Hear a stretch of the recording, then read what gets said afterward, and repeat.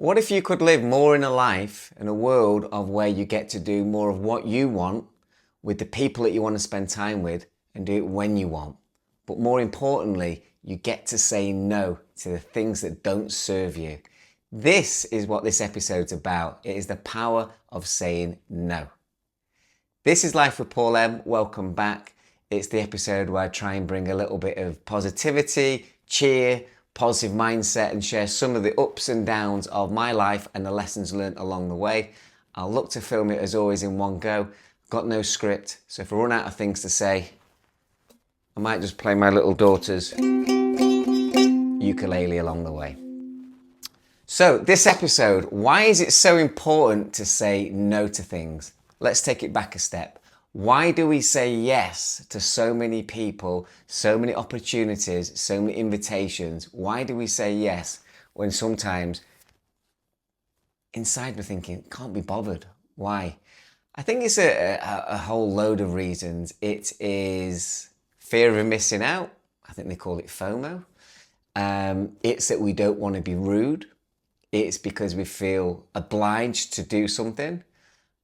And it might be an opportunity to just mix it up and do something different. You know, does this resonate with anybody out there? Give me a like if any of these tick the box with you, because I tick all of those boxes. But surely we should do what we want to do. You know, we don't want to be rude to people, but don't we want to do what's going to serve us? Not in a selfish way, but in a smart way. We all only have so much energy and time in the day. Don't we need to start look to use it far more wisely of what's going to be best for us and the people around us? Self-development, fun, whatever, it doesn't matter.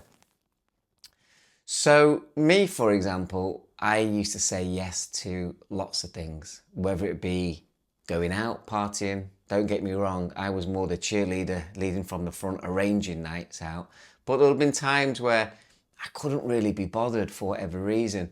But you feel obliged, peer group pressure. I'm sure everybody knows what that feels like. But also in my business life, I would often say yes to things that in hindsight I should have said no to. You know, I was so eager to grow my business. I was so passionate that I looked at everything that came up to me, every offer, every invitation was an opportunity to grow, an opportunity to succeed. And yes, they were, but you say yes to everything, you're not going to get any balance. You need to be more calculated, as I found out in business, is what you say yes to. Sometimes it's about timing. But back onto the personal life it's about protecting your energy. It's about feeling good for yourself. So when I started to say no to things, business opportunities, business invitations, for events, or certain things with friends that I couldn't be bothered with, it freed me up. And it was really difficult to do for the first 2, 3, 4, 5 times. But after a while, I still make the odd wrong decision. But in general, I've become a little bit of an expert at saying no. I sometimes just take a little bit longer to make that decision. Or even if I said yes to something, I'll go back to somebody a few hours, few minutes or a few days later and say, you know what, I'm really sorry, I can't make it. It's just not for me, or I'm not feeling it, or no offense, but thanks, but no thanks type thing. So it really is kind of creating boundaries for yourself, but it's more a case of understanding what the value is for you. Because the more things you say no to, the more energy you've got to say yes to the right things, if that makes sense. If I look at this cup of water, if I pour this into lots of different cups, there's only so much water to go around. There's only so much of you. There's only so much of me to go around. So shouldn't we save it for the people we think that really need our time, dare I say it, deserve our time, and things that we want to do, but it's difficult to do. So I don't know, give me some ideas in the comments what you struggle to say no to. And if you have said no to things, how does it make you feel afterwards? Because for me, I find it really, really liberating, being able to say no to people. And I think, to be honest, it's a little bit of a strength that we can all work on, and then it becomes a habit. One thing we don't want to do is become too negative, too cynical and saying no to everything and everyone. I love my own space. I love doing my own things. I love traveling on my own. But there is value, definitely, in surrounding yourself with the right people, trying new experiences as a group.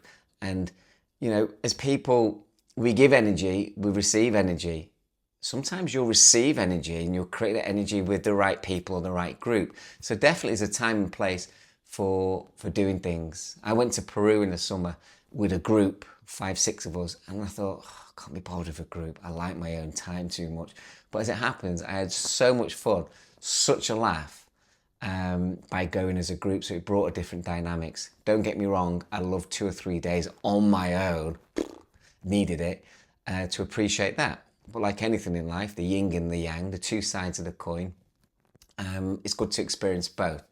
So we definitely don't want to cut ourselves off, but saying no to things and people has been really key for me. So I'm going to go to the ukulele now and just play a little tune for you. Estella will be laughing her head off. So that's really it on this episode. I wanted to keep it quite short and sweet. The power of saying no, understanding first of all, why do we struggle to say no? It doesn't mean we're being rude. It doesn't mean we're being selfish. Learning how to say no, maybe just start small, first of all, on a few little things. And then the great thing is, after the events pass, whatever it was, 9 times out of 10, you will wake up or come to that moment of, wow, I'm so happy I didn't do that. I'm quite proud of myself that I managed to avoid that. So the power of saying no, setting yourself free, saving your energy for the right people, because I always talk a lot about the right kind of people, is be selective. Be really selective. You're precious. What you bring is precious. Share it with the right people that you think it's not just a one-way street. Who knows people where it's all in the majority, them, rather than some sort of mutual. You play tennis, you hit the ball back over to each other over the net. Conversations and friendship should be 2 ways, not just people sucking the life out of you, sucking the advice out of you when they need it. Nothing wrong with that. Be there for good people, but relationships and friendships have to be 2-way as well. So when you surround yourself with more of those people who care, genuinely care, then for me, that's been a huge part of my life over the last 10, 15 years, but especially more the last, say, 2 or 3 years. So that's it. That's Life with Paul M. Appreciate your time.